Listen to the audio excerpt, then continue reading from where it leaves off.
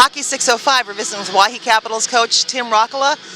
Girls came into the tournament, had some tough breaks, but they fought the whole way.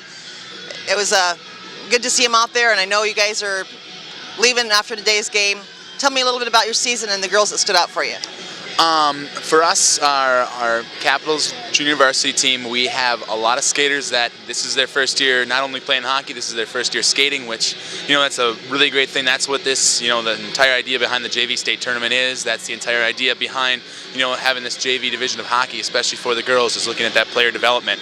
And to see the growth that this team has made through the season, through the year, has been fantastic. I mean, the last 5 months, we've had skaters who, we just mentioned in the locker room, kind of reflecting back on, when we first took the ice in the first practice, and we had some skaters who, we couldn't even stay on our feet, and we're to the point where when we're actually playing a high level of hockey, first period today, even against a very good Sioux Falls team, we were able to, play in all zones and, forecheck well, hold the puck in the zone, and start to see kind of that spark. And, I really think that's girls hockey in South Dakota as a sport kind of needs that youth and that constant interest with beginning players being infused into the game. So it's great to see that interest, and yeah, it's tough to take a hard loss against the Sioux Falls team and take 2 losses at the state tournament, but that growth is happening, and we're looking forward to seeing that continued growth next year and a more improved team next year, and seeing how we can build upon those skills with camps in the summer, and how can we get involved with hockey year round. Well, it's just been amazing to me to see the tremendous growth in girls hockey and the interest, and obviously you've got a lot of interest there in the Pierre area. Yeah, we had 26 girls come out for the team this year, which, hockey and girls hockey in South Dakota, that's very atypical. That's a very, very big outpouring of interest, and it's great to see that hockey as a girls' sport is now starting to maybe be a little more competitive with basketball, with I know on the guys' side they kind of have to work around wrestling and basketball, but from the girls' standpoint, really trying to drum up that interest in the winter and getting players involved and to just come out and try that sport. I know the tri-hockey events have been really big and bringing younger players in, and we have some younger players who are kind of coming through the Pee-wee and the squirt system right now. But anything we could do to drum up interest and further this sport of girls hockey in South Dakota is going to be huge for improving the competition that we see here at the JV state tournament as well as at the varsity level going on. Yeah, and it's interesting to see. I think for most people that aren't familiar with hockey and haven't been following and watching, they think of the NHL and the fights, the old school hockey.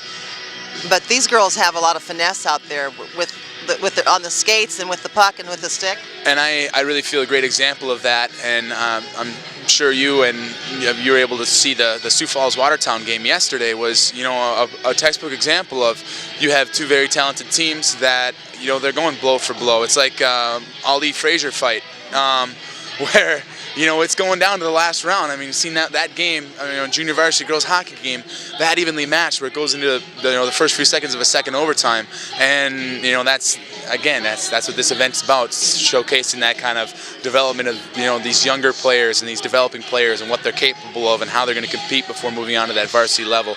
And yeah, from the peer standpoint, we're looking at down the road when we have these first-year players, when they get to be second-year, third-year, fourth-year players, how dangerous they're going to be, how finesseful are they going to be, how graceful and strategic are they going to be on the ice, and I really have high hopes for the group. Yeah, I can see that. It's just a highly intense, exciting sport to watch, and we haven't seen a black eye yet or a tooth knocked out. So obviously the sport has changed, and anyone who hasn't been out there to see a hockey game needs to come and watch some of these youth hockey games, especially girls. For sure. Again, community support is going to be another huge thing as far as driving this sport forward in the future, and finding ways to build that up around the community. It's tough competing against tough high school schedules with again the indoor soccers and the basketballs, but even seeing the crowds that have been able to come out to this event, the kind of team support, the teams like I noticed last night at the opening ceremony, the Aberdeen Cougar fans were out in platoon fashion to support their team, and that kind of support, even at the JV level, it's growth. Well, and we've seen fans dressed like they're going to an NFL game. full costuming. It's just fun and exciting to be here. And you know, the glow in the dark theme and the lights out that they've been doing here for the Burn Down the Barn event has, you know, again added to the flair of that, with people being able to get into the moment. Yeah, well, it was fun watching your girls play. We're looking forward to next season because it's obvious that they're on an upward growing curve. Congratulations, Coach, on getting your girls here, and best of luck next season. Thank you very much.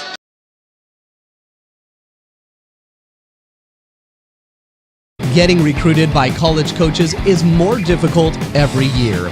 There are thousands of other athletes competing for your position. MyPlayerPage.com is the best place for athletes to showcase their personal and player information. Check us out today at MyPlayerPage.com. Any sport, any athlete, any state, any city, champions all.